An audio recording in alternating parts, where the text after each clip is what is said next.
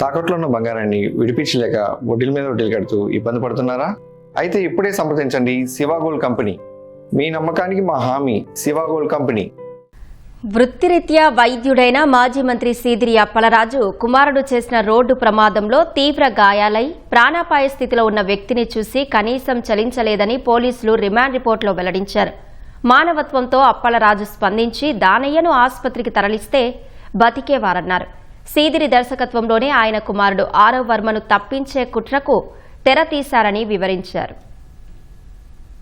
Road ప్రమాదంలో గాయపడి ప్రాణాపాయ స్థితిలో ఉన్న వ్యక్తి పక్కనున్న కుమారుడిని తప్పించేందుకే మాజీ మంత్రి సీదిరి అప్పలరాజు ప్రాధాన్యమిచ్చారని రిమాండ్ రిపోర్టులో పోలీసులు వెల్లడించారు. కుమారుడు ఆరవ్ వర్మను రక్షించేందుకు ఆధారాలు మాయం చేయించడం, సిద్ధార్థ త్యాడిని నేరం అతడి మీద వేసుకునేలా ప్రేరేపించడం వంటి నేరపూరిత కుట్రకు పథకం రూపొందించింది అప్పలరాజేనని తెలిపారు. పోలీసులకు తప్పుడు సమాచారం ఇవ్వడం, మృతుడి కుటుంబాన్ని డబ్బులతో ప్రభావితం చేయడానికి యత్నించారన్నారు. ప్రమాదం జరిగిన వెంటనే తెలుసుకున్న సీదిరి ఘటనా స్థలానికి వచ్చారని, దానయ్య తీవ్ర గాయాలతో రోడ్డుపై పడి ఉండగా చూసినా వైద్యుడైన ఆయన కనీసం ప్రథమ చికిత్స చేయలేదని, ఆస్పత్రికి తరలించలేదని నివేదికలో వివరించారు. తన కుమారుడిని ప్రైవేటు ఆస్పత్రికి తీసుకెళ్లారన్నారు. సకాలంలో దానయ్యను ఆస్పత్రికి తీసుకెళ్తే బతికేవారని పోలీసులు రిమాండ్ రిపోర్టులో తెలిపారు.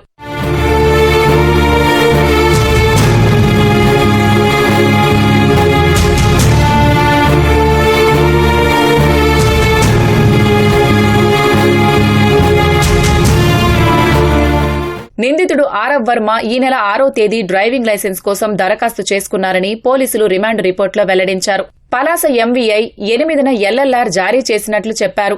ఆరవ్ 10వ తేదీన సిద్ధార్థ త్యాడి నుంచి రాయల్ ఎన్ఫీల్డ్ హంటర్ బైక్ ను తీసుకున్నారన్నారు.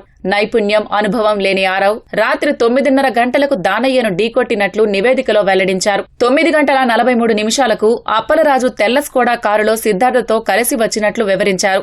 దానయ్య రక్తస్రావంతో ఉండగా చూసి కనీసం ఆస్పత్రికి తరలించలేదని, పోలీసులకు సమాచారం ఇవ్వకపోగా తప్పుదారి పట్టించినట్లు తేల్చారు. ప్రమాదానికి కారణమైన బైకును తొలగించాలని సిద్ధార్థకు సూచించారు. అక్కడి నుంచి ఆరవ్ను కారులో ప్రైవేటు ఆస్పత్రికి తీసుకెళ్లినట్లు గుర్తించారు.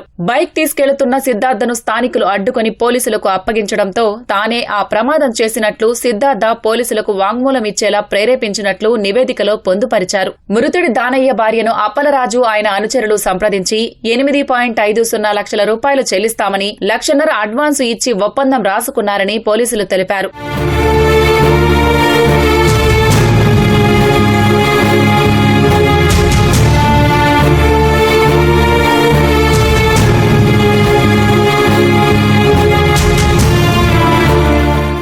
ఈ నెల 22న సీదిరిని కాశీబొగ్గ పోలీసులు అదుపులోకి తీసుకున్నారు. రాత్రి 9 గంటల వరకు లాకప్లో ఉంచారు. అర్ధరాత్రి 12 గంటల నుంచి తెల్లవారుజామున 1 గంట 30 నిమిషాల వరకు వాంగ్మూలాన్ని నమోదు చేశారు. నిందితుడు నేరం చేసినట్లు ఒప్పుకున్నా మధ్యవర్తుల సమక్షంలో సంతకం చేయడానికి నిరాకరించారు. సాక్ష్యాలను మాయం చేయడం, బెదిరించడం, దర్యాప్తుపై ప్రభావం చూపే అవకాశాలున్నందున సీదిరికి బెయిల్ ఇవ్వొద్దని పోలీసులు రిమాండ్ రిపోర్టులో పేర్కొన్నారు.